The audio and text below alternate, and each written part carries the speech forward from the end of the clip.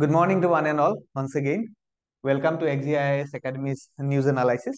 আজি আমি 6 জানুৱাৰীত বাকি দিনৰ দৰে আপোনালোকলৈ আকৌ নিউজ এনালাইসিস খিনি আগবঢ়াইছো আৰু ইম্পৰ্টেন্ট যিখিনি খুব মানে কনসেপ্ট আহিছে বা নিউজত আপোনালোকে যিখিনি হেডলাইনস আপোনালোকে পাইছে আমি সেইখিনি আপোনালোকলৈ লৈ আহিছো আৰু তাৰ লগত আপোনালোকৰ যিখিনি ৰিলেটেড কনসেপ্ট আপোনালোকে কম্প্ৰিহেনসিভলি ষ্টাডি কৰিব লাগিব সেই বস্তুখিনি আমি আপোনালোকলৈ আগবঢ়াইছো সো ফাৰ্স্ট এটা খুব ধুনিয়া আপোনালোকৰ এটা অপটিমিস্টিক এটা নিউজ আজি পেপাৰত আপোনালোকে দেখিবলৈ পাব যে এটো হৈছে যে হ্যাপি নিউ ইয়াৰ টু ফাৰ্মাৰ্স যিখিনি পিএম নৰেন্দ্ৰ মোদীৰ যিটো ড্ৰিম 2047ত ইণ্ডিয়াক বিকশিত ভাৰত বনোৱাত হেতু লৈ পেলাই এটা নিউজ আহিছে কিন্তু লগত অশোক গুলাটি যিজন এজন প্ৰফেসৰ হয় তেখেতে কৈছে যে but the goal cannot be achieved unless farmers and farm workers incomes improve appreciably তাৰমানে যিটো ফাৰ্ম প্ৰডাক্টিভিটি কথা কৈছো ফাৰ্ম প্ৰডাক্টিভিটি বাঢ়িব লাগিব আৰু ইনকাম বাঢ়িব লাগিব সো দ্যাট আমি ফাৰ্মাৰ খিনিক আমি ষ্ট্ৰেংথেন কৰি তুলিব পাৰো সেইটোৰ ওপৰত গোটেই আৰ্টিকেলটো আপোনালোকৰ প্লেস কৰা হৈছে আৰু আৰ্টিকেলটোত আপোনালোকে যিখিনি মেজৰ আপোনালোকে কনসেপ্ট আপোনালোকে পাব সেইটো হৈছে যে যিখিনি আমাৰ ক্যাশ ক্ৰপছৰ ওপৰতো কোৱা হৈছে বা আপোনালোকৰ যিখিনি এগ্ৰিকালচাৰেল প্ৰেক্টিস সেই প্ৰেক্টিস খিনিক ভাইব্ৰেন্ট আৰু সাস্টেইনেবল কেনেকৈ কৰিব পাৰি আমি অকল এটা বছৰৰ প্ৰডাক্টিভিটিৰ কথা গুৰুত্ব দিলে নহব আমি কেনেকৈ তাক সাস্টেইনেবল ৱেত আগবঢ়াই নিব পাৰো আৰু প্ৰডাক্টিভিটি আৰু তাৰ ফাৰ্মাৰ খিনি যিখিনি প্ৰফিটেবিলিটিও যাতে বঢ়াব পাৰো তাৰ ওপৰত গুৰুত্ব দিয়া হৈছে আৰু সেই বিষয়ে আপোনালোকৰ প্ৰডাক্টিভিটিৰ ক্ষেত্ৰত কোৱা সাস্টেইনেবিলিটিৰ ওপৰত ক'বলৈ যাওঁতে আপোনালোকক কেনেকুৱা কিছুমান কথা কোৱা হৈছে যেনেকৈ ক্লাইমেট ৰেজিলিয়েন্সৰ কথা কোৱা হৈছে ক্লাইমেট ৰেজিলিয়েন্ট ক্ৰপছৰ এতিয়া আমাৰ লাষ্ট ডিকেডটোত আমাৰ বহুত বেছি এটা গুৰুত্ব দিয়া হৈছে ক্লাইমেট ৰেজিলিয়েন্ট ক্ৰপছৰ ওপৰত ক্লাইমেট ৰেজিলিয়েন্ট ক্ৰপছ বুলি ক'লে আমি যিখিনি ক্ৰপছে যিখিনি সিড বা ক্ৰপছে আপোনালোকৰ ক্লাইমেটটোৰ লগত নিজকে এক্লাইমেটাইজ কৰিব পাৰে আৰু তাৰ কাৰণে আমাক লেছ ইফৰ্টত তেওঁলোকৰ প্ৰডাক্টিভিটি বেছি হ'ব পাৰে সেইখিনি বিষয়ে আমাক কয় ক্লাইমেট ৰেজিলিয়েন্ট ক্ৰপছে আৰু ক্লাইমেট ৰেজিলিয়েন্ট ক্ৰপছৰ ওপৰত গুৰুত্ব দিয়াত আপোনালোকে আৰু এটা বস্তু দেখিব যে আমাৰ আগৰ ইয়াৰ যিটো নৰেন্দ্ৰ মোদী আমাৰ প্ৰধানমন্ত্ৰী নৰেন্দ্ৰ মোদীয়ে 109 হাই ইল্ডিং ক্লাইমেট ৰেজিলিয়েন্ট ক্ৰপছ আমাক আগবঢ়াইছিলে আৰু সেই ক্ৰপছৰ বিষয়ে এই আৰ্টিকেলটোত আপোনালোকৰ মানে ডিসকাস কৰা হৈছে আপোনালোকে অকনমান তাত আৰ্টিকেলটোত ভালকৈ পাব তাৰপিছত আপোনালোকক কোৱা হৈছে যে ফুড ইনফ্লেশনৰ কথা কোৱা হৈছে কেনেকৈ ফুড ইনফ্লেশন যেহেতু আমাৰ শৰ্টেজ অফ সাপ্লাই বা শৰ্টেজ অফ প্ৰডাকশনৰ কাৰণে আমাৰ ফুড ইনফ্লেশনটোৱে আমাৰ যিটো কনজিউমাৰ প্ৰাইস ইনডেক্স সিপিআই টোক আপোনালোকক বুষ্ট কৰি দিছে বা ইনফ্লেট কৰি দিছে গতিকে সেইটোৰ ওপৰত কোৱা হৈছে আৰু আপোনালোকক কোৱা হৈছে যে হাউ আপোনালোকে চাব লাগিব যে এই আৰবিআই যিটো monetary policy how it is also impacting the agriculture RBI যিটো নিউট্ৰেল মনিটাৰী পলিসি লৈছে সেই মনিটাৰী পলিসিটোৰে কেনেকৈ এগ্ৰিকালচাৰক বা ফাৰ্ম প্ৰডাক্টিভিটিক কেনেকৈ ইম্পেক্ট কৰে সেইটো বিষয়ে আপোনালোকে অকনমান চাব লাগিব কম্প্ৰিহেনসিভলি আপোনালোকে বস্তুটো ষ্টাডি কৰিব লাগিব তাৰপিছত আপোনালোকৰ এটা বস্তু খুব এটা এলাৰ্মিং এটা যিটো ষ্টেটিষ্টিক্স আহিছে সেইটো যে 1 degree increase in temperature leading to 5% decrease in wheat productivity গতিকে যিহেতু আমি গ্লোবেল ৱাৰ্মিঙৰ কথা আমি পাতি আছো আমি বিভিন্ন সময়ত আমি গ্লোবেল ৱাৰ্মিঙৰ বিভিন্ন নিউজ পাইছো বা আমি গ্লোবেল ৱাৰ্মিঙৰ কনসেপ্টবোৰ আমি ষ্টাডি কৰিছো আৰু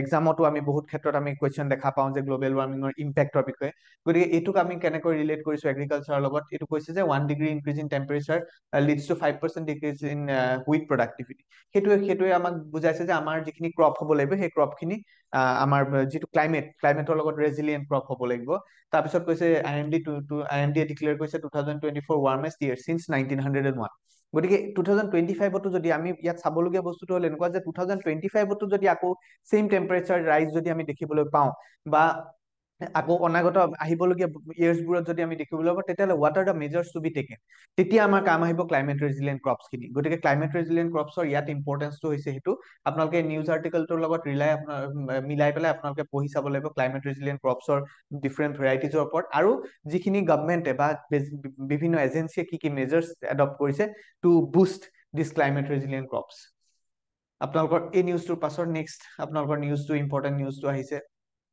ইয়াতে আপোনালোকে চাব লাগিব এই নিউজটোত আপোনালোকে লগত চাই যাব লাগিব যে সাবসিডিৰ কথা তাত কোৱা হৈছে যে subsidy why it is important for Indian farmers বা সাবসিডি দিয়া কিছুমানে সাবসিডিৰ এগেইনষ্টেও বহুত আপোনালোকৰ কিছুমান কন্ট্ৰভাৰ্চিয়েল আপোনালোকে টপিক মানে নিউজত আপোনালোকে দেখা পাব কিন্তু আমি এটা বস্তু সদায় আপোনালোকে মনত ৰাখিব লাগিব যে subsidy for Indian farmers is very important কাৰণ আপোনালোকৰ ইণ্ডিয়া যে ৱেলফেয়াৰ ষ্টেট আমি যেতিয়া ৱেলফেয়াৰৰ কথা পাতো তেতিয়াহ'লে তাত সাবসিডিৰ কথা আহিব আৰু তাক how to relate it with directive principles of state policy সেইটো আপোনালোকে লগত চাই যাব লাগিব বিকজ ফুড সিকিউৰিটিৰ কথাটো ইয়াৰ লগত জড়িত হৈ আছে সো ৰেচনেলাইজেশ্যন অফ সাবসিডিজ এইকেইটা টপিক আপোনালোকে ব্ৰাছ আপ কৰি ল'ব লাগিব নেক্সট আপোনালোকৰ যিটো নিউজ আহিলে সেইটো আহিছে ডু উই নিড মোৰ আৰবান কোঅপাৰেটিভ বেংকছ এইটো এটা খুব ইম্পৰ্টেণ্ট নিউজ আজিৰ দিনত, বিকজ কোঅপাৰেটিভ বেংকছৰ যিটো ৰোল ইণ্ডিয়ান ইকনমিত, এটা সময়ত যিখিনি আমি কোঅপাৰেটিভ বেংক দেখা পাইছিলো, কিন্তু ৰিচেণ্টলি কোঅপাৰেটিভ বেংকছৰ ওপৰত যথেষ্ট আমাৰ গুৰুত্ব কমি যোৱা আপুনি দেখিবলৈ পাইছে।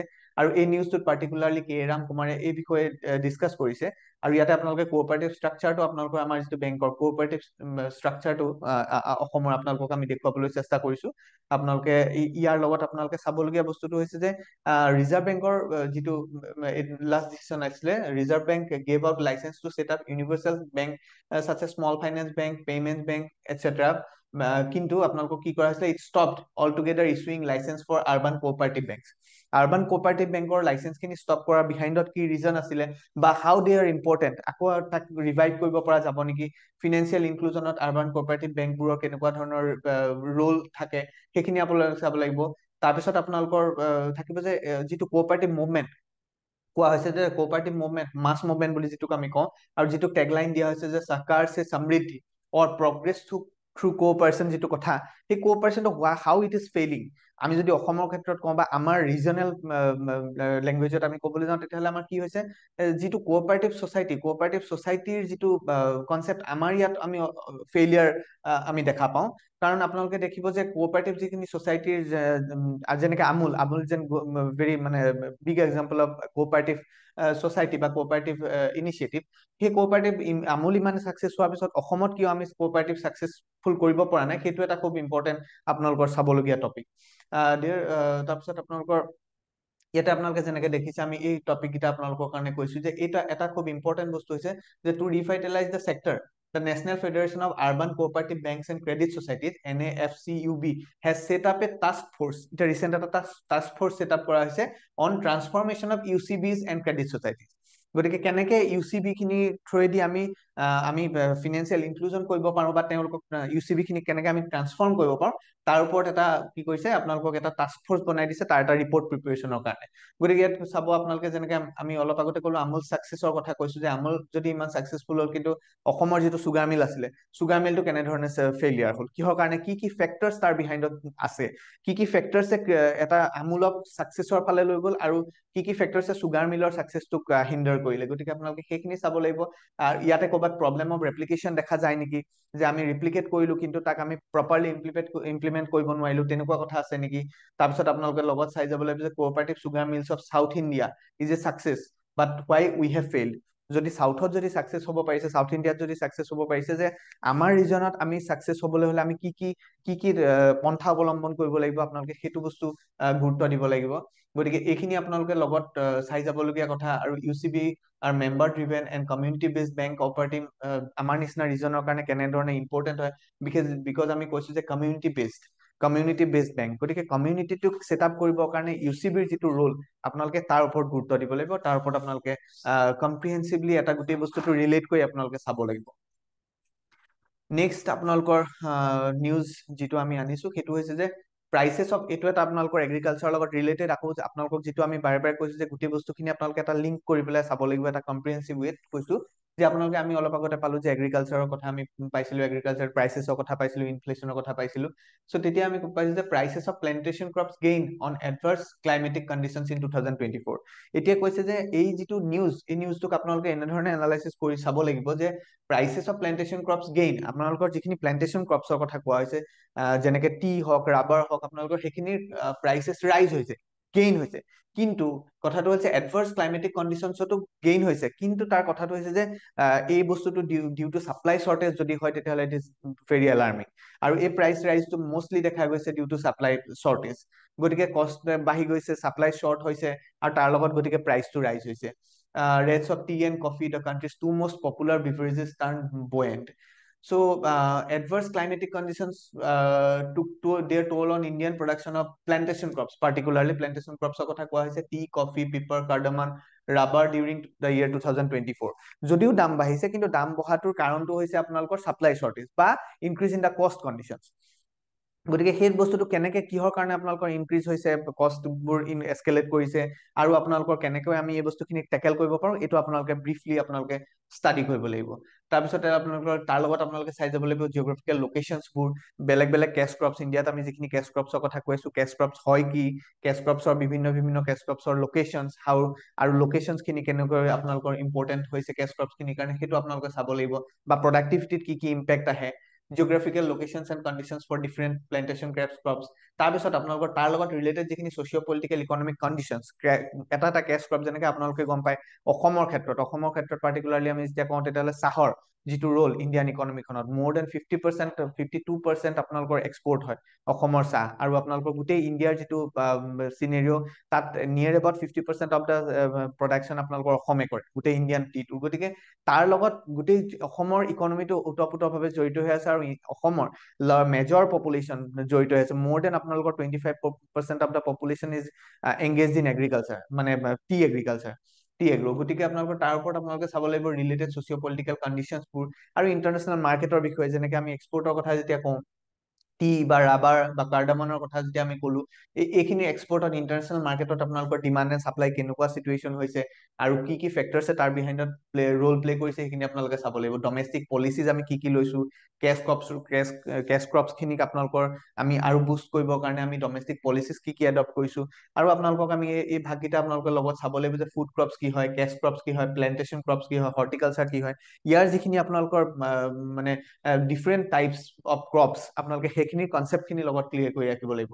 আৰু আপোনালোকৰ প্লেণ্টেশ্যন ক্ৰপছৰ কথা বা কেছ ক্ৰপছৰ কথা কওঁতে আপোনালোকৰ তাৰ যিখিনি লগত আপোনালোকৰ যিখিনি ইনক্ৰিজ হৈছে বা ডিক্ৰিজ হৈছে, বা কেনেকুৱা ধৰণৰ ফেক্টৰছে তাক এফেক্ট কৰিছে, সেইখিনি আপোনালোকে লগত ক্লিয়াৰ কৰিব লাগিব। হৰ্টিকালচাৰৰ কথা আপোনালোকে চাব লাগিব।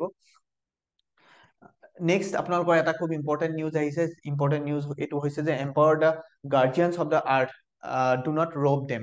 এইটো আপোনালোকে যদি আপোনালোকৰ ইয়াৰ হিষ্ট্ৰীৰ লগত যদি আপোনালোকে নিউজটোৰ হিষ্ট্ৰী আপোনালোকে বহুত অৰিজিন যদি আপোনালোকে চাবলৈ যায়, যে আমি বহুত আজিৰ পৰা আপোনালোকৰ 4-5 বছৰ আগতে আমি দেখিছো যে চেণ্টিনেলিজ আইলেণ্ডৰ এটা আমি ষ্টৰী দেখিছো, য'ত চেণ্টিনেলিজ আইলেণ্ডৰ এইখিনি ট্ৰাইবৰ লগত এটা খুব এটা ডাঙৰ ইনচিডেণ্ট হৈছিলে।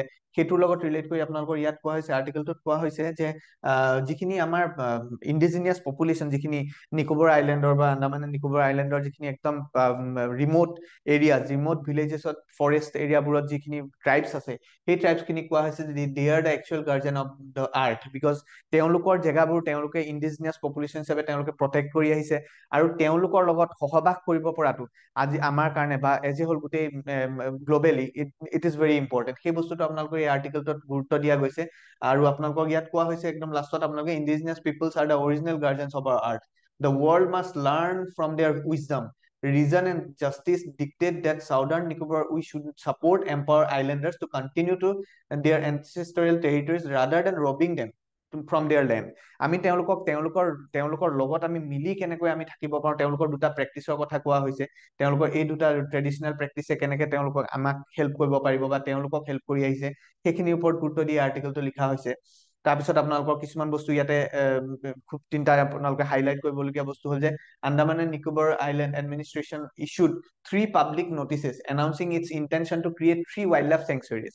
3খন wildlife sanctuary ক্ৰিয়েট কৰি পেলাই তেওঁলোকৰ কনজাৰ্ভেশ্যনৰ কথা কোৱা হৈছে, গোটেই ট্ৰাইবছখিনিৰ যাতে কনজাৰ্ভেশ্যন কৰিব পাৰি বা তেওঁলোকৰ যিখিনি নেচাৰেল হেবিটেট আছে, সেই হেবিটেটখিনিক যাতে কনজাৰ্ভ কৰিব পাৰি, তাৰ ওপৰত গুৰুত্ব দিয়া হৈছে। এটা হৈছে coral sanctuary at Meroe' island, তাৰপিছত এটা হৈছে আপোনাৰ megapode sanctuary at Menchal island, আৰু এটা হৈছে leatherback turtle sanctuary on Little Nicobar island. এই তিনিটা আপোনালোকে মনত ৰাখিব লাগিব, আৰু গোটেই কেইখন চেংচুৰীৰ লোকেশ্যন ৱাইজ আপোনালোকে চাব লাগিব যে তেওঁলোকে এই লোকেশ্যন কেইটাৰ ইম্পৰ্টেঞ্চ কেনেকুৱা, আৰু ইয়াত কি কোনকেইটা ট্ৰাইব থাকে, আৰু ট্ৰাইবছ কেইটাৰ অৰিজিন কি, এতিয়া আহিবলগীয়া গভমেণ্টে ল'বলগীয়া ইয়াৰ ওপৰত ইনিচিয়েটিভ কি কি, সেইখিনি আপোনালোকে থৰলি ফ'ল' কৰি থাকিব লাগিব আৰু আপডেট কৰি থাকিব লাগিব। কাৰণ আমি যেতিয়া হিউমেন পপুলেশ্যনটোৰ কথা কৈছো, যে হিউমেন পপুলেশ্যনটো আমি জানো যে it is located in each of the nook and corner of the country, মানে ৱৰ্ল্ড। গতিকে প্ৰতিটো কৰ্নাৰত থকা প্ৰতিজন মানুহৰ যাতে ৱেলফেয়াৰ হ'ব পাৰে বা আমি যাতে তেওঁলোকৰ লগত সহবাস কৰিব পাৰোঁ, তাৰ বিষয়ে আমি পঢ়িবলৈ যাওঁতে এনেকুৱা নিউজ, এই টপিকটো আমাৰ কাৰণে বহুত ইম্পৰ্টেণ্ট হৈ পৰে। তাৰপাছত আপোনালোকৰ নেক্সট যিটো নিউজ আহিলে, নেক্সট নিউজটো আহিছে ইমপ্লিকেশ্যনছ অফ চাইনাজ মেগাডেম প্ৰজেক্ট। এইটো আমাৰ এটা আপোনালোকৰ আমি কণ্টিনিউয়াছলি নিউজত পাই থকা এটা আপোনালোকৰ টপিক, আপোনালোকে মেগাডেমৰ ওপৰত আমি কালিও পাইছো নিউজত, পৰহিও পাইছো, আৰু এইটো এটা ভেলু এডিশ্যন নিউজ। আপোনালোকে ইয়াৰ আমি অলৰেডি আমাৰ আগত টপিক কভাৰ কৰা হৈছে, আমাৰ ক্লাছেছতো টপিক কভাৰ হৈছে। আপোনালোকে খালি মনত ৰাখিবলগীয়া বস্তুটো হ'ল যে দিছ ইজ ষ্টিল কণ্টিনিউইং। এই বস্তুটোৰ প্ৰতিটো নিউজৰ এটা নিউজ স্পেন থাকে, কিমান দিনৰ কাৰণে নিউজটো স্পেন এটা মানে কণ্টিনিউ হৈ আছে, বা নিউজটো আপোনালোকৰ কেনেদৰে কিমান ইম্পৰ্টেন্ট হৈ গৈ আছে দিনে দিনে, বা তাৰ যিখিনি চেঞ্জেছ, আপোনালোকে চেঞ্জেছ খিনি লগত চাই গৈ থাকিব লাগিব। গতিকে মেগাডেমৰ কথা কোৱা হৈছে, মেগাডেম কেনেকৈ ডেঞ্জাৰাছ হয়, বা হোৱাট নেক্সট, আমি ইয়াৰ পিছত কি আহিব পাৰে ইয়াক লৈ পেলাই। গতিকে সেই বস্তুটোৰ এটা খুব ইম্পৰ্টেন্ট হেৰি আহিছে। আৰু ইয়াত কোৱা হৈছে যে Brahmaputra is a transboundary Himalayan river basin spanning 4 riparian countries. গতিকে চাইনা যিহেতু একেবাৰে আপাৰ মোষ্ট ৰিপেৰিয়ান নেশ্যন হয় ইয়াৰ, গতিকে চাইনাৰ ইয়াৰ ওপৰত যিটো ৰল প্লে, আপোনালোকে সেই ৰল প্লেটোৰ বিষয়ে পঢ়িব লাগিব। আৰু বিশেষকে ইয়াৰ বিষয়ে চাইনা আৰু ইণ্ডিয়াৰ ৰিলেশ্যনশ্বিপত এইটো এটা খুব ষ্ট্ৰেটেজিক পইণ্ট হয়। গতিকে এই বস্তুটো আপোনালোকে যথেষ্ট গুৰুত্ব দি পঢ়িব লাগিব। আৰু China has announce the biggest hydro power project, আমি এইকেইদিন নিউজত কণ্টিনিউয়াছলি আমি পাই আহিছো। আৰু এই যিটো ডেমটোৰ যিটো ইমপ্লিকেশ্যনছ হ'ব, বা হাইড্ৰ পাৱাৰ যিটো প্ৰজেক্টৰ কথা কোৱা হৈছে, হাইড্ৰ পাৱাৰ প্ৰজেক্টটোৰ পৰা কিমানখিনি ইলেক্ট্ৰিচিটি প্ৰডাকশ্যন হ'ব, তাৰ যিখিনি লোকেল কমিউনিটি বা এজ এ হ'ল আমাৰ নৰ্থ ইষ্টাৰ্ণ ৰিজন বা ইণ্ডিয়াৰ বাকী হেৰিবোৰত কেনেকুৱা ধৰণৰ ইম্পেক্ট হ'ব, আপোনালোকে সেইটো বস্তু চাব লাগিব। So' dams across Himalayas aims at territorialising the river system, breaking their natural life cycles. গতিকে আমি যেতিয়া ৰিভাৰখনৰ যেতিয়া নেচাৰেল ফ্ল'টোক আমি ব্ৰেক কৰো, ফ্ল'টো ব্ৰেক কৰাৰ লগে লগে আমি তাৰ কিছুমান চাইড ইফেক্টছ আমি পাওঁ, সেইখিনি বস্তু আপোনালোকে কণ্টিনিউয়াছলি ইয়াৰ লগত আপোনালোকে এড কৰি যাব লাগিব। আৰু ইয়াৰ ওপৰত আপোনালোকৰ এটা খুব ৰিচেণ্ট যিখন এখন একাডেমিক বুক আপোনালোকে চাব, মানে মন কৰিবলগীয়া, এইখনৰ ওপৰত আপোনালোকৰ যথেষ্ট এতিয়া ডিছকাশ্যন হৈ আছে, সেইটো হ'ল ৰিচেণ্ট একাডেমিক বুকছ বাই চাম Australian researcher title rivers of the Asian highland from deep time to the climatic crisis, puts forward important deep time perspective to Himalayan river system।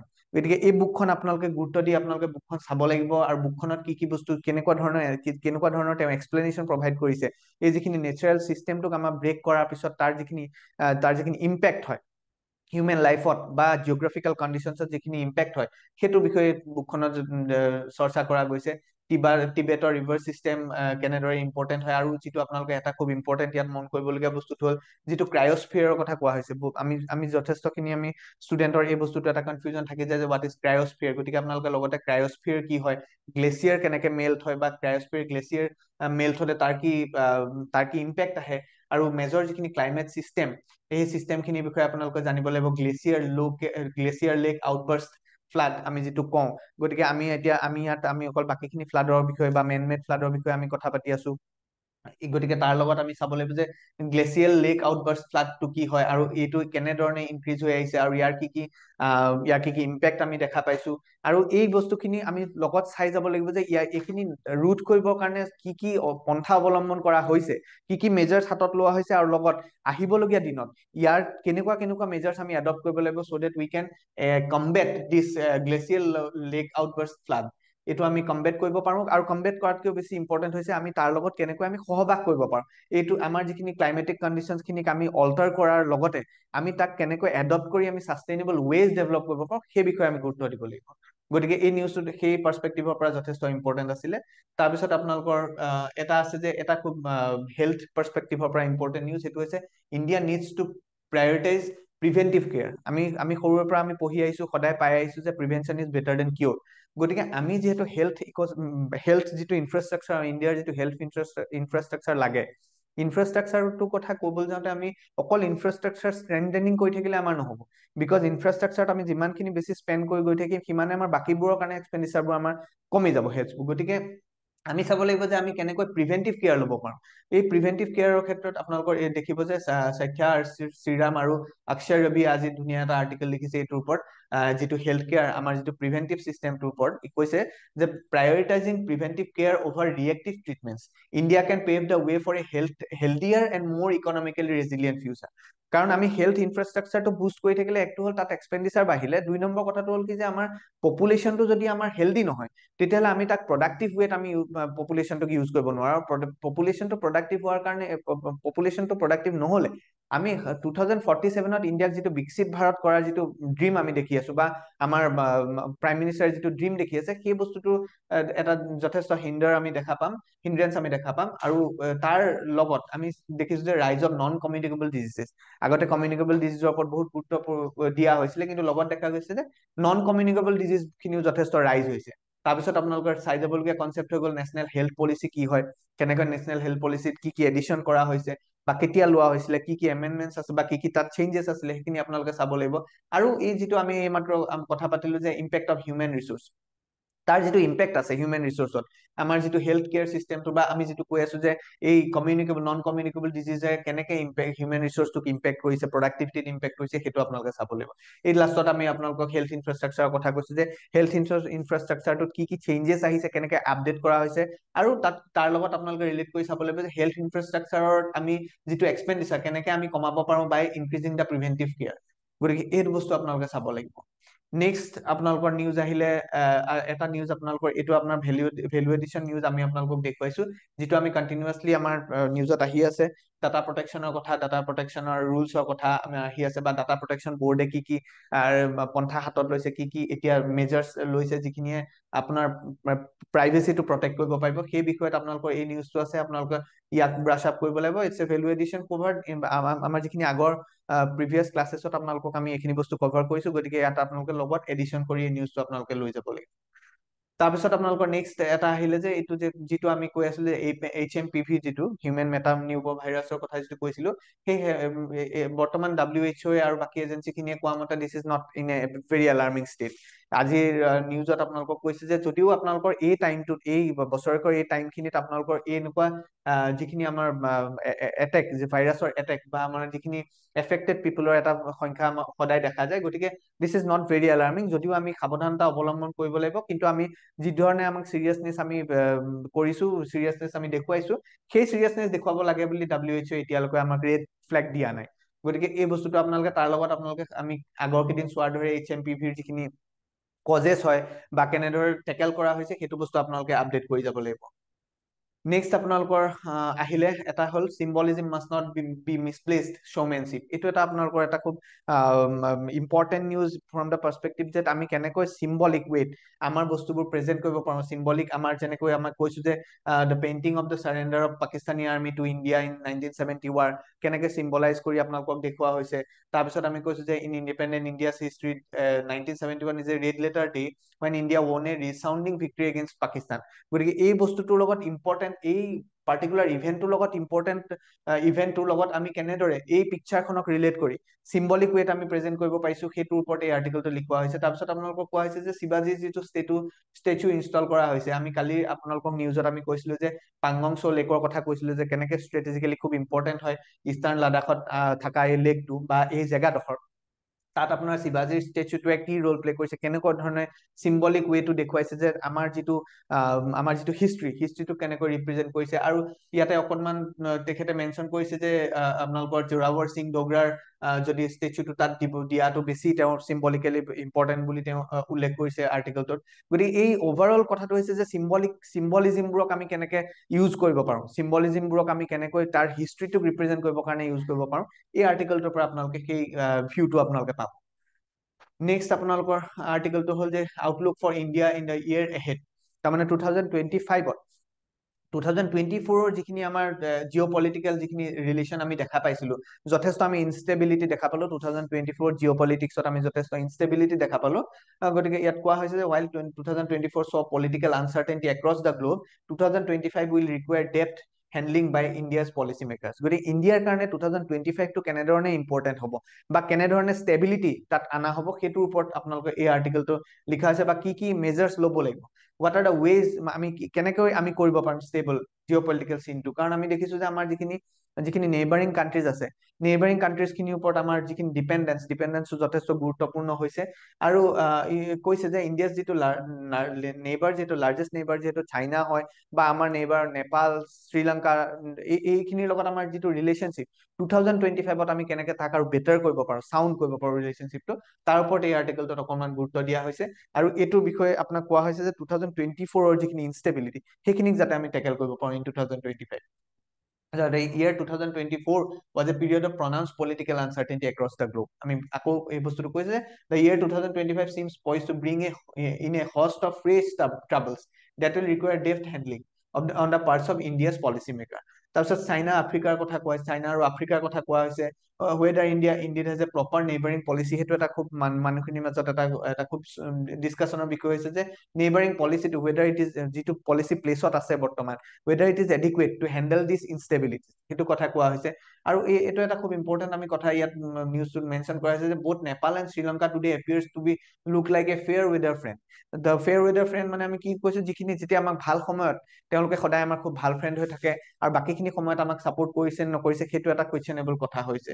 গতিকে ৱেষ্ট এছিয়াৰ কথা কোৱা হৈছে, মোৰ স্পেচিফিকলি ডেভেলপমেন্টছ ইন সিৰিয়া অফ লেট, গতিকে সিৰিয়াৰ যিখিনি development সেইখিনিৰ ওপৰতো আমি গুৰুত্ব দিব লাগিব। আৰু তাৰ ওপৰত আমি খুব গুৰুত্ব এটা দিবলগীয়া বস্তু হ'ল ডিজিটেল থ্ৰেটটো, যিখিনি ডিজিটেল থ্ৰেট আহি পৰিছে ইণ্ডিয়াৰ ওপৰত, গতিকে ডিজিটেল থ্ৰেট খিনি আমি কেনেকৈ টেকল কৰিম। Digital threats that is set to achieve a quantum leap during 2025। আমি যিহেতু এআইৰ কথা পাতিছো বা বেলেগ বেলেগ ডিজিটেল এটেক্সৰ কথা পাতিছো, তাত 2025ত আৰু বেছি তেনেকুৱা ধৰণৰ আমি নিউজ দেখা পাম বা তেনেকুৱা কোন এটেক্স আমি দেখা পাব পাৰোঁ। গতিকে হাউ টু টেকেল দিছ থ্ৰেটছ, সেইটোৰ ওপৰত আপোনালোকে এই আৰ্টিকেলটোত পাব। আৰু আপোনালোকে সেই বস্তুখিনিৰ লগতে আপোনালোকে চাই যাব লাগিব যে যিখিনি এআই বা যিখিনি ডিজিটেল যিখিনি এটেক্স হৈছে সেইখিনিৰ কেনেকুৱা কেনেকুৱা ডেভেলপমেন্ট হৈছে, কোন কোন কাণ্ট্ৰি সেইখিনি ৰোল প্লে কৰিছে, কোনখিনি কাণ্ট্ৰি এডভান্স কৰিছে, সেই বস্তুখিনি আপোনালোকে ইয়াত চাই যাব লাগিব।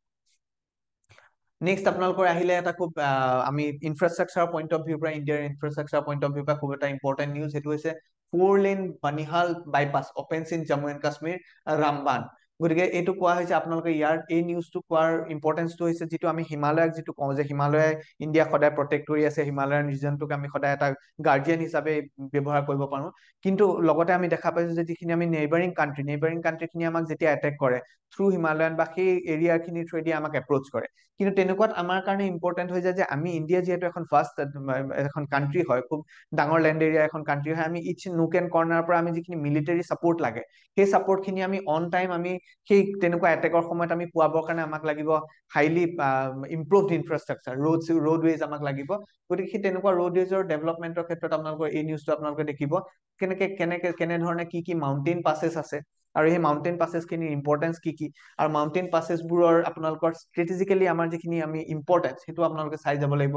আৰু যিটো হিষ্টৰিকেল ৰোল, প্ৰতিটো আপোনালোকে বেলেগ বেলেগ ৱাৰৰ চিটুৱেশ্যনৰ সময়ত কোনটো পাছে কেনেকুৱা ধৰণৰ ৰোল প্লে কৰিছে, আমি কেনেকৈ মবিলাইজ কৰিব পাৰিছো সেইটো আপোনালোকে চাব লাগিব। নেশ্যনেল হাইৱেজৰ বিষয়ে আপোনালোকে চাই যাব লাগিব, যেনেকৈ আমি নেশ্যনেল 44, এতিয়া নেশ্যনেল 44টো লংগেষ্ট আপোনালোকৰ নেশ্যনেল হাইৱে হ'ল, গতিকে সেইটোৰ বিষয়ে আপোনালোকে চাব লাগিব। সেই বস্তুখিনি চাই যোৱাৰ লগতে আপোনালোকে চাই যাব লাগিব যে ইনফ্ৰাষ্ট্ৰাকচাৰ আৰু যিটো নেশ্যনেল চিকিউৰিটি, ৰোডৱেজ বা নেশ্যনেল চিকিউৰিটি, তাৰ আপোনালোকে ৰিলেশ্যনশ্বিপখিনি আপোনালোকে চাই যাব লাগিব। নেক্সট আপোনালোকৰ ইম্পৰ্টেণ্ট নিউজ এটা আহিছে, সেইটো হ'ল Tamil Nadu CM Stalin offers $1 million prize for decoding Indus valley scripts. গতিকে আমাৰ আকৌ এই নিউজটো আপোনালোকে আকৌ পাব যে আমি কেনেকৈ আমাৰ হিষ্ট্ৰীটোৰ ওপৰত আমি ফল বেক কৰিব পাৰোঁ। যেতিয়া আমি ডেভেলপমেণ্টৰ কথা পাতো, then we have to fall back to our history, আমি হিষ্ট্ৰীটো আমি চাব লাগিব। গতিকে হিষ্ট্ৰীৰ কথা যেতিয়া চাবলৈ যাওঁ, ইণ্ডাছ ভেলীৰ কথা কোৱা হয় আৰু ইণ্ডাছ ভেলীৰ যিখিনি স্ক্ৰিপ্ট এতিয়াও আমি যিহেতু ডিচাইফাৰ কৰিব পৰা নাই, গতিকে তাৰ ওপৰত এইটোৰ ওপৰত যাতে গুৰুত্ব পায়, এই যাতে আৰু ডেভেলপ কৰিব পাৰি এই মেকানিজমটো, তাৰ কাৰণে কি কৰিছে CM ষ্টেলিনে কৈছে যে আমি $1 মিলিয়ন প্ৰাইজ দিছে সোনকালে এই স্ক্ৰিপ্টখিনি ডিচাইফাৰ কৰিবৰ কাৰণে। তাৰ ওপৰত এই নিউজটো আহিছে আপোনালোকৰ ইয়াৰ লগত আপোনালোকে চাই যাব লাগিব যে এনচিয়েন্ট হিষ্ট্ৰী কেনেধৰণে ইম্পৰ্টেণ্ট হৈ যায় কাণ্ট্ৰিখনৰ ডেভেলপমেন্টৰ ক্ষেত্ৰত, বা আমি নিজৰ কাণ্ট্ৰিখনক বুজি পাবলৈ হ'লে এনচিয়েন্ট হিষ্ট্ৰীটো কিহৰ কাৰণে ইম্পৰ্টেণ্ট। তাৰপিছতে আপোনালোকৰ যিটো ইণ্ডাছ ভেলীৰ কথা কোৱা হৈছে, ইণ্ডাছ ভেলী চিভিলাইজেশ্যনৰ ওপৰত আপোনালোকে যথেষ্ট কুৱেশ্যন দেখা পায়। আৰু ইণ্ডাছ ভেলী চিভিলাইজেশ্যনৰ ইনফেক্ট আপোনালোকে বিভিন্ন চিভিলাইজেশ্যনৰ লগত ৰিলেট কৰি ৱৰ্ল্ডৰ বেলেগ বেলেগ চিভিলাইজেশ্যনৰ লগত ৰিলেট কৰি ইণ্ডাছ ভেলীৰ যিখিনি টাইম লাইন বা যিখিনি কেৰেক্টাৰিষ্টিক্স আপোনালোকে ষ্টাডি কৰিব লাগিব। তাৰপিছতে আপোনালোকৰ তাৰ লগত ৰিলিভেণ্ট টপিক আপোনালোকৰ যে আৰ্কিঅলজিকেল চাৰ্ভে অফ ইণ্ডিয়াৰ কেতিয়া স্থাপন কৰা হৈছিলে, তাৰ ৰোল কি আছে, কি কেৰেক্টাৰিষ্টিক্স আছে আৰু কোনে কোনে তাত মেজৰ ৰোল প্লে কৰি আছে, সেইটো আপোনালোকে চাব লাগিব। জন মাৰ্শ্বেলৰ কথা কোৱা হৈছে আৰু আপোনালোকৰ আৰিয়ান চিভিলাইজেশ্যনটোৰ যিটো ইম্পৰ্টেঞ্চ ইণ্ডিয়ান হিষ্ট্ৰীত, সেইটোৰ বিষয়ে আপোনালোকক ইয়াত কোৱা হৈছে। গতিকে আপোনালোকে সেই টপিক কেইটাৰ লগত চাই যাব লাগিব। নেক্সট আপোনালোকৰ থাকিলে এটা news, defence deals in last leg ahead of PM's Paris visit.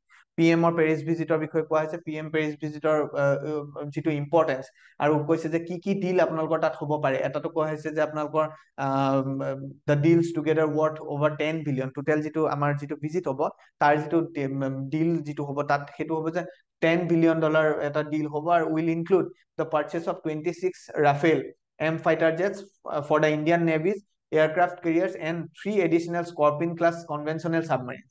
গতিকে কি কি নতুন এডিশ্যন আহিলে, আমাৰ যিখিনি আৰ্মি বা আমি নেভি বা হেৰিটা আমাৰ কি কি আহিলে, কি কি নতুন এডিশ্যন হ'ল, সেইখিনি আপোনালোকে লগত চাই যাব লাগিব। ইণ্ডিয়া ফ্ৰান্স ৰিলেশ্যনশ্বিপটো আপোনালোকৰ চাই যাব লাগিব। ইণ্ডিয়া ফ্ৰান্সৰ ৰিলেশ্যনশ্বিপ ফ্ৰম অৰিজিন এতিয়ালৈকে কেনেকুৱা হৈছে, মাজত কেনেকুৱা ধৰণৰ চেঞ্জেছ আমি দেখা পাইছো, সেইখিনি আপোনালোকে চাব লাগিব। আৰু এটা বস্তু আপোনালোকে চাব লাগিব যে কেবিনেট কমিটি অন চিকিউৰিটি, কোনে ডিল কৰে এইখিনি বস্তু, কেবিনেট কমিটি অন চিকিউৰিটি। গতিকে কেবিনেট কমিটি অন চিকিউৰিটিখন কেনেকুৱা কি হয়, তাৰ ষ্ট্ৰাকচাৰ কি হয় আপোনালোকে চাব লাগিব। আৰু আপোনালোকৰ যিবোৰ নেভেল নিডছ আছে, আমাৰ নেভেল নিডছ খিনি আপোনালোকে কাণ্ট্ৰিখনৰ নেভেল নিডছ খিনি লগত চাই যাব লাগিব। আৰু কেবিনেট কাণ্ট্ৰি অন চিকিউৰিটি যিটো তাৰ ৰোল হয় সেই নেভেল নিডছ খিনিত, সেইটো আপোনালোকে ৰিলেট কৰি পেলাই আপোনালোকে চাই যাব লাগিব এইটোৰ লগতে। গতিকে আৰু এটা খুব ইয়াত ইম্পৰ্টেণ্ট আপোনালোকৰ টপিক যিটো আপোনালোকৰ আছে, সেইটো হ'ল যে AI summit in France on February 10 to 11। গতিকে আমি যিহেতু আৰ্টিফিচিয়েল ইণ্টেলিজেন্সৰ কথা পাতি আছো, AI সামিট এখন যিহেতু হ'বলৈ গৈ আছে, গতিকে AI 2025ত AI কেনেকুৱা ধৰণৰ ডেভেলপমেন্ট হ'ব পাৰে, বা ইভেন আপোনালোকৰ ৱাৰফেয়াৰৰ ক্ষেত্ৰত কেনেকে ষ্ট্ৰেটেজিকেলি AI নতুন ৰোল প্লে কৰিব, সেইটোৰ ওপৰত আপোনালোকে নিজৰ এটা পাৰ্সপেক্টিভ ড্ৰ কৰিব লাগিব। নেক্সট আপোনালোকৰ এটা আহিলে যে চেক্ৰিফাইচিয়েল ৱৰশ্বিপ চেৰিমনি, এইটো আপোনালোকৰ ৰংকাৰ কালি টু বি অবজাৰ্ভ টুডে। এই যিটো আমাৰ ট্ৰেডিচনেল যিবোৰ বিলিফ থাকে, বা আমি যিবোৰক আমি কৈ আছো যে ট্ৰেডিচনেল যিবোৰ মেথড তেওঁলোকে ফলো কৰি আছে, এই বস্তুখিনি আপোনালোকে চাব লাগিব। আৰু ইয়াত কোৱা হৈছে প্ৰাইমেৰিলি আপোনালোকৰ চেৰিমনিটো কোনটো কথা কোৱা হৈছে, ৰংকাৰ কালিৰ কথা কোৱা হৈছে। চ' ৰংকাৰ কালিটোৰ কথা কি বুলি কৈছে, ৰংকাৰ কালি a significant sacrificial worship ceremony designed to invoke divine protection from malevolent forces as well as to foster good health among the participants of their communities। গতিকে এই কমিউনিটিটোৱে কেনেদৰে ৰংকাৰ কালি, আপোনালোকৰ এতিয়া নিউজত যিহেতু আছে, গতিকে ৰংকাৰ কালিৰ লগত ৰিলেটেড তেনেকুৱা আৰু কি কি প্ৰেক্টিচ আছে তেওঁলোকৰ ট্ৰেডিচনেল, আপোনালোকে সেইটো এটা চাব লাগিব। আৰু তাৰ লগত আপোনালোকে লগত ঠিক কৰি যাব লাগিব যে ৰংকাৰ কালিৰ যিখিনি কেনেধৰণে তাক চেলিব্ৰেট কৰা যায়, কি কি তাত কোন কোন ইনভলভ থাকে, সেইখিনি আপোনালোকে চাব লাগিব। আৰু ইয়াত কোৱা হৈছে যে এইটো এটা এনুৱেল অবজাৰভেন্স হয় বুলি কৈছে, celebrated on January 5 across the expensive region of Karbi Anglong. গোটেই কাৰ্বি আংলং ৰিজনটোত আপোনালোকৰ এইটো বস্তু চেলিব্ৰেট কৰে, আৰু কেতিয়া কৰে, January 5ত কৰে। গতিকে এইকেইটা ইনফৰমেশ্যন আপোনালোকে ৰাখিব লাগিব, আৰু প্লাছ আপোনালোকে তাৰ লগত ৰিলেটেড কেনেকুৱা কেনেকুৱা তেওঁলোকে প্ৰেক্টিচ কৰে সেইটো আপোনালোকে চাই দিব লাগিব। এইটো আপোনালোকক সেইটো কাৰণে আমাক কোৱা হৈছে যে each year questions were asked related to various communities of Assam. যিহেতু আমি অসমৰ ডেভেলপমেন্টৰ কথা যেতিয়া কওঁ, তেতিয়াহ'লে আমাৰ যিখিনি কমিউনিটিজ আছে, যিখিনি আমি ট্ৰাইবেল কমিউনিটিজৰ কথা কওঁ, ট্ৰাইবেল কমিউনিটিজৰ ৰোলটো বহুত বেছি ইম্পৰ্টেণ্ট। আৰু সেই ট্ৰাইবেল কমিউনিটিজ খিনিৰ তেওঁলোকৰ লাইফষ্টাইল, আমি তেওঁলোকৰ লগত সহবাস কৰিবলৈ হলে তেওঁলোকৰ কেনেকুৱা কেনেকুৱা লাইফষ্টাইল আমি এডপ্ট কৰিব লাগিব, বা তেওঁলোকৰ কেনেকে আমি এই বস্তুখিনি আমি কেনেকে ইম্পৰ্টেঞ্চ দিব পাৰো, সেইটো আপোনালোকে লগত চাই যাব লাগিব। নেক্সট আপোনালোকৰ এটা আহিলে chief ministers open permanent secretariat building of RHSC। গতিকে আপোনালোকৰ ইয়াত আপোনালোকে মন কৰিবলগীয়া কথাটো যে ৰাভা হাছং অটনমাছ কাউন্সিলটো কেতিয়া ফৰ্ম হৈছিলে, ৰাভা হাছং অটনমাছ কাউন্সিলটো আপোনালোকৰ লগত আপোনালোকে চাই যাব লাগিব বস্তুটো হ'ল যে March 10, 1995ত এখন MOU থ্ৰুৱেদি আপোনালোকক সেই বস্তুটো কৰা হৈছিলে, ৰাভা হাছং অটনমাছ কাউন্সিলটো ফৰ্ম কৰা হৈছিলে। আৰু ইয়াৰ লগত আপোনালোকক কেনেকৈ ইম্পৰ্টেঞ্চ দিছে যে এইটো ইয়াৰ যিটো আপোনালোকৰ ছেক্ৰেটেৰিয়েট, পাৰ্মানেণ্ট ছেক্ৰেটেৰিয়েট এটা তাত ফৰ্ম কৰা হৈছে। আৰু অটনমাছ কাউন্সিল কি হয়, অটনমাছ কাউন্সিলৰ ইম্পৰ্টেঞ্চ কি, বা তেওঁলোকৰ 6 শিডিউল এৰিয়াজ তেওঁলোকে কেনেকৈ ক্লেইম কৰে, why 5th schedule areas demanding benefits of 6th schedule area, আপোনালোকে এই কনচেপ্ট কেইটাৰ লগত ব্ৰাছ আপ কৰি যাব লাগিব। আৰু আপোনালোকে চাই যাব লাগিব যে 5th schedule area 6th schedule এৰিয়াতকে কেনেধৰণে ডিফাৰেণ্ট হয়, আৰু কি কি তাত আপোনালোকৰ নতুন নতুন এডিশ্যন আপোনালোকৰ হৈ গৈ আছে।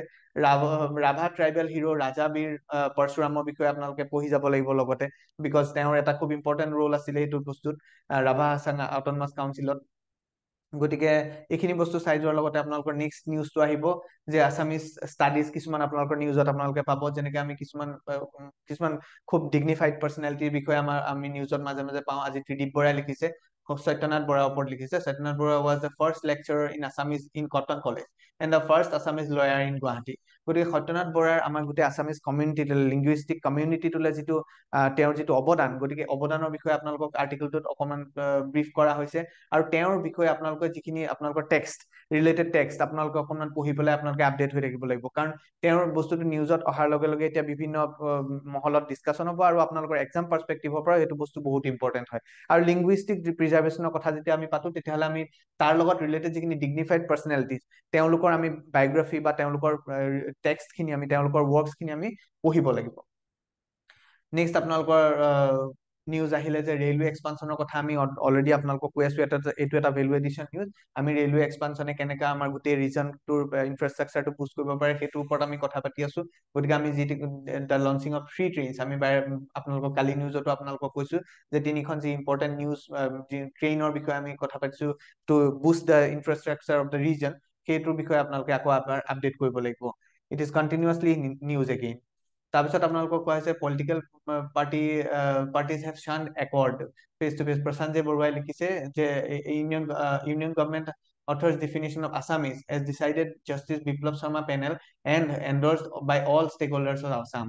গতিকে এইটো নিউজত আপোনালোকে গুৰুত্ব দিবলগীয়া কথাটো হ'ল যে Assam movement on foreigners issue, কেনেকুৱা ধৰণৰ কি হৈছিলে আসাম মুভমেণ্টত, আমি কি কৈছিলো ফৰেনাৰ্ছ ইছ্যুজ, আৰু প্লাছ আসাম মুভমেণ্টৰ আপোনালোকে হিষ্ট্ৰী আপডেটছ আপোনালোকে গোটেইখিনি ৰাখিব লাগিব, আৰু NRC তাৰ লগত কেনেকৈ আমি NRCক ৰিলেট কৰি চাব পাৰোঁ সেইটো আপোনালোকে চাব লাগিব। আৰু আসাম একৰ্ডৰ বিষয়ে, বিশেষকৈ আসাম একৰ্ড কেতিয়া চাইন হৈছিলে, 1985ত চাইন হোৱাৰ পিছত আপোনালোকে কি তাত কিহৰ কাৰণে আসাম একৰ্ড, কোনকেইটা ফেক্টৰ্ছৰ কাৰণে আসাম একৰ্ড আহিবলগীয়া হৈছিলে, আৰু চিটিজেনশ্বিপ এমেণ্ডমেণ্ট এক্ট কাৰ বিষয়ে আপোনালোকে ইয়াৰ লগত আপডেট কৰি যাব লাগিব। গতিকে এই নিউজটোৰ লগত ৰিলেটেড আপোনালোকৰ কনচেপ্টখিনি আপোনালোকে এনেদৰে চাই যাব লাগিব। নেক্সট আপোনালোকৰ আহি গ'লে এটা খুব ইম্পৰ্টেণ্ট নিউজ হৈছে GI টেগ। আমি কি কৈছো, আশাৰিকান্দি terracotta officially presented GI tag. আমি GI টেগ দিছো বিভিন্ন বেলেগ প্ৰডাক্টবোৰক, আমি যেনেকৈ আপোনালোকে গম পায় তেজপুৰৰ লিচিক আমি GI টেগ দিছো, বা অসমৰ গামোচাখনে GI টেগ পাইছে। তেনেকুৱা টেগৰ ক্ষেত্ৰত আমি কৈছো যে আশাৰিকান্দি যিটো টেৰাকটা, সেই টেৰাকটাটোক আমি টেগ আমি দিছো, GI টেগ আমি দিছো। GI টেগ দিয়াৰ কাৰণত ইম্পৰ্টেঞ্চটো কি আহি পৰিলে, আৰু ইম্পৰ্টেঞ্চ অফ জিঅ'গ্ৰাফিকেল ইণ্ডিকেটৰ্ছ, আমি GI টেগ বুলি যিটো কৈছো, GI টেগ দিলে প্ৰডাক্টটো কেনেধৰণে আমি কনজাৰ্ভ কৰিব পাৰো বা প্ৰিজাৰ্ভ কৰিব পাৰো তাৰ বিষয়ে আপোনালোকে চাব লাগিব। আৰু কি প্ৰডাক্ট আমি এতিয়ালৈকে GI টেগ পাইছো সেইখিনি আপোনালোকে লগত আপডেট কৰি যাব লাগিব। আৰু টেৰাকটা এণ্ড পটাৰী, তাৰ যিটো ইনক্ৰেডিবল আশাৰিকান্দি অথৰ্ড বাই বিনয় ভট্টাচাৰী, এইখন যিখন আপোনালোকৰ এখন বুক আছে, এই বুকখন আপোনালোকে পঢ়িব লাগিব, তেতিয়া আপোনালোকে তাৰ টেৰাকটা আৰু পটাৰীৰ যিটো ৰিলেশ্যনশ্বিপটো আপোনালোকে দেখিব। নেক্সট আপোনালোকৰ এটা আহিলে যে এটা খুব আমাৰ ৰিজনেল পাৰ্চপেক্টিভৰ পৰা খুব ইম্পৰ্টেণ্ট নিউজ হৈছে যে মহিয়সী জয়মতী মেমৰিয়েল কমপ্লেক্স, এটা নতুন কমপ্লেক্স আপোনালোকৰ লেট ডাউন কৰা হৈছে, আৰু তাৰ যিটো ফাউণ্ডেশ্যন ষ্টন লাইখুটা অলৰেডি লে কৰা হৈছে। যে কৈছে যে ক'ত কৰা হৈছে, নাজিৰাত আপোনালোকৰ কৰা হৈছে, আমাৰ মহিয়সী জয়মতীৰ যিটো জন্মস্থান তাত আপোনালোকৰ লে কৰা হৈছে, আৰু অলৰেডি তাৰ কাম আৰম্ভ হৈছে। ইয়াৰ যিটো ইম্পৰ্টেঞ্চ, এনেকুৱা যিবোৰ ষ্ট্ৰাকচাৰবোৰে কেনেধৰণে আমাৰ হিষ্ট্ৰীটোক কেনেধৰণে ৰিপ্ৰেজেন্ট কৰিব পাৰে সেইটোৰ বিষয়ে আপোনালোকে এই নিউজ আৰ্টিকেলটোত আপোনালোকে পাব, আৰু আপোনালোকে ইয়াৰ লগত ব্ৰাছ আপ কৰি আপোনালোকৰ কনচেপ্টবোৰ আপোনালোকে বনাই যাব লাগিব ইয়াৰ লগত। নেক্সট আপোনালোকৰ এটা নিউজ আহিলে যে এটা হৈছে আমুৰ ফেলকনৰ ওপৰত এটা নিউজ আহিছে, এটা আমাৰ মাইগ্ৰেটৰী বাৰ্ডৰ ওপৰত। Satellite tagged Amur falcon reaches South Africa from India to for winter roosting. গতিকে আগতে আমাৰ দেখা গৈছিলে যে যিটো আমুৰ ফেলকনৰ ইয়াত আমাৰ যথেষ্ট মণিপুৰ ফৰেষ্ট ডিপাৰ্টমেণ্টে দেখুৱাইছিলে যে আমুৰ ফেলকনবোৰৰ যিটো কিলিঙৰ বিষয়ে দেখুৱাইছিলে। গতিকে আমি এতিয়া আমাৰ তাৰ ইম্প্ৰুভ পিকচাৰ এটা আমি দেখিছো যে আমুৰ ফেলকন খিনি কি কৰিছে, আপোনাৰ ইণ্ডিয়ালৈ আহি ইণ্ডিয়াত ষ্টে কৰা পিৰিয়ড খিনিৰ পিছত তেওঁলোক আকৌ গৈ পেলাই চাউথ আফ্ৰিকালৈ ঘূৰি পাইছেগে। গতিকে সেইটো এটা খুব ইম্পৰ্টেণ্ট আপোনালোকৰ বায়'ডাইভাৰ্চিটি কনজাৰ্ভেশ্যনৰ ক্ষেত্ৰত, বা আপোনালোকে বায়'ডাইভাৰ্চিটি কনজাৰ্ভেশ্যনৰ ক্ষেত্ৰত আৰু এটা ইম্পৰ্টেণ্ট কানেক্টেড বস্তু আপোনালোকে চাব লাগিব যে বন কনভেনশ্যন কি হয়, বিশেষকৈ বাৰ্ড প্ৰিজাৰ্ভেশ্যনৰ ক্ষেত্ৰত কি কোৱা হৈছে, মাইগ্ৰেটৰী স্পেচিছ কি হয়, কি আছে, কি ইণ্ডিয়ালৈ আহে, আৰু কেনেধৰণে কোনখিনি টাইমত আহে, কেনেকে থাকে, সেইখিনি আপোনালোকে চাব লাগিব। আমুৰ ফেলকনছৰ বিষয়ে আপোনালোকে চাব লাগিব। আৰু ৱাইল্ড লাইফ ইনষ্টিটিউট অফ ইণ্ডিয়াই কি কৰিছে তাৰ বিষয়ে কি ষ্টেপছ হাতত লৈছে সেইখিনি আপোনালোকে চাব লাগিব। আৰু এইটো এটা খুব ইম্পৰ্টেণ্ট নিউজ হৈছে যে radio' taking off Amur falcon was taken up for the first time in Tamenglong district in November 2018। গতিকে এই যিটো ৰেডিঅ' টেকিং কি হয় আপোনালোকে কনচেপ্টবোৰ লগতে ক্লিয়াৰ কৰি যাব লাগিব। ৰেডিঅ' টেকিং কেনেকে কৰে বা ছেটেলাইট টেক বস্তুখিনি আপোনালোকৰ কেনেকে ড্ৰ কৰা হয় সেই বস্তুখিনি আপোনালোকে চাই যাব লাগিব। মাইগ্ৰেটেড বাৰ্ডছৰ বেলেগ বেলেগ স্পিচিছ কোন কোন টাইমত ইণ্ডিয়ালৈ কেনেকৈ আহে বা নৰ্থ ইষ্টৰ বেলেগ বেলেগ ৰিজন বেলেগ বেলেগ জেগাত কেনেকৈ আহে আপোনালোকে লগত সেইখিনি বস্তু কনচেপ্ট চাই যাব লাগিব। নেক্সট আপোনালোকৰ এটা খুব ধুনীয়া নিউজ এটা আহিছে যিটো আমি আপোনালোকক কণ্টিনিউৱাছ বুলি ক'ব পাৰোঁ। আকৌ এই নিউজটো হৈছে যে ষ্টাৰ্টআপ ইক'চিষ্টেমৰ ওপৰত কোৱা হৈছে নৰ্থ ইষ্টাৰ্ণ ইণ্ডিয়ান ৰিজনটো। চ' কি কৈছে ষ্টাৰ্টআপ ইক'চিষ্টেমটো আমাৰ কাৰণে কেনেধৰণে ইম্পৰ্টেণ্ট হয় বা আমি এতিয়া নৰ্থ ইষ্টক আমি যিহেতু আমি কৈ আছো যে চাউথ ইষ্ট এছিয়ান ইকনমিখনৰ লগত আমি অপেন আপ কৰিব পাৰোঁ বা আমি এক্ট ইষ্ট পলিচিৰ বিষয়ে কথা পাতিছো। ত' তেনেকুৱা সময়ত ষ্টাৰ্টআপ ইক'চিষ্টেমটো কেনেদৰে বিল্ড কৰিব পাৰোঁ। নৰ্থ ইষ্টাৰ্ণ ৰিজনটোত আমি ষ্টাৰ্টআপছৰ ইম্পৰ্টেঞ্চ আপোনালোকে চাব লাগিব। ষ্টাৰ্টআপ কেনেকুৱা ষ্টাৰ্টআপ হ'ব পাৰে সেইটো চাব লাগিব আৰু ইক'চিষ্টেমটো কেনেধৰণে বিল্ড কৰিব পাৰি ষ্টাৰ্টআপ সেইটোৰ বিষয়ে চাব লাগিব। তাৰ বিষয়ে আপোনালোকৰ নিউজ আপোনালোকে কণ্টিনিউৱাছলি পাই থাকিব আৰু যিখিনি ষ্টেপছ হাতত লোৱা হৈছে সেই ষ্টেপছখিনি আপোনালোকে চাই যাব লাগিব। ষ্টাৰ্টআপ বিল্ড কৰিবৰ কাৰণে যে তাৰ আমি ষ্টাৰ্টআপৰ যিটো আমাৰ ফাণ্ডিং ক'ৰ পৰা আহিব বা কেনেধৰণৰ আপোনালোকৰ ট্ৰেইনিং হ'ব পাৰে ষ্টাৰ্টআপৰ কাৰণে বা আমি কেনেধৰণে স্কিল বিল্ড আপ কৰিব পাৰোঁ সেইখিনি বস্তু আপোনালোকে হাইণ্ডচাইটত আপোনালোকে ৰাখিব লাগিব। তাৰপিছত আপোনালোকৰ এটা নিউজ আহিছে এয়াৰ পলিউশ্যনৰ বিষয়ে। আমি দুদিনমান আগতে ৱাটাৰ পলিউশ্যনৰ ওপৰত আমি নিউজ পাই আহিছো।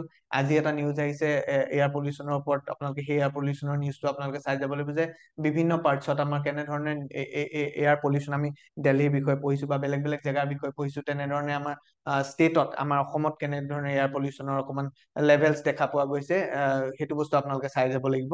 আৰু ইয়াৰ লগত আপোনালোকে চাই যাব লাগিব এয়াৰ পলিউশ্যনে কেনেকৈ গোটেই পপুলেশ্যনটোক ইম্পেক্ট কৰিব পাৰে বা গোটেই ইকনমিটোক কেনেধৰণে এয়াৰ পলিউশ্যনে অনাগত দিনত ইম্পেক্ট কৰিব পাৰে সেইটো আপোনালোকে চাই যাব লাগিব। নেক্সট আপোনালোকৰ আহিলে কৈছে যে যিটো ডক্টৰ অৰুপ কুমাৰ মিশ্ৰাই লিখিছে যে professor Anil Kumar Goswami transform professor Anil Kumar গোস্বামীৰ ওপৰত লিখা হৈছে। Professor Anil Kumar Goswami transform Assam's academic and scientific landscape with his seminal work.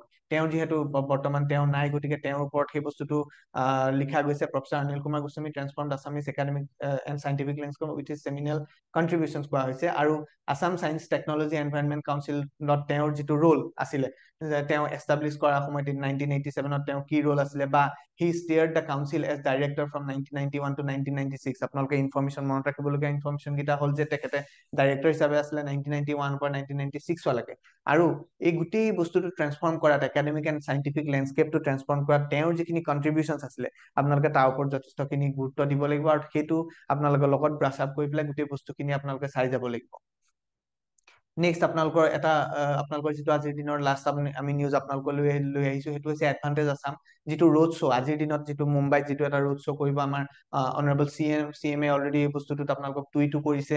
আপোনালোকক জনাইছে যে আজি এটা ৰোড শ্ব' হ'ব মুম্বাইত যিটোত কোৱা হ'ব যে এডভান্টেজ আছাম ৰোড শ্ব' তাত বেলেগ বেলেগ কোম্পানীৰ লগত CM ডিল কৰিছে, বেলেগ বেলেগ প্ৰাইভেট কোম্পানীৰ লগত ডিল কৰিছে যে how to bring in investment to Assam.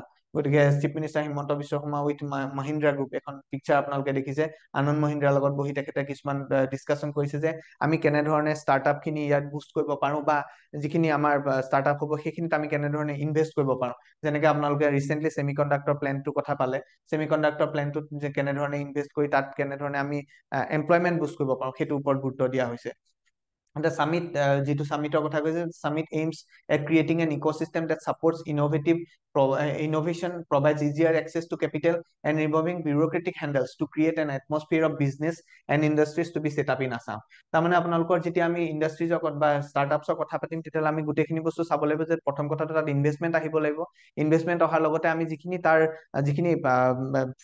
Formalities থাকিব এটা ইণ্ডাষ্ট্ৰি ছেটআপ কৰিবলৈ যাওঁতে বা ষ্টাৰ্টআপ এটা কৰিবলৈ যাওঁতে যিখিনি ফৰ্মেলিটিজ থাকিব সেই ফৰ্মেলিটিজখিনি আমি অলপমান ইজি কৰিব লাগিব আৰু তাৰ কাৰণে আমি ইজ অফ ডুইং বিজনেছৰ কথা পাতিছো।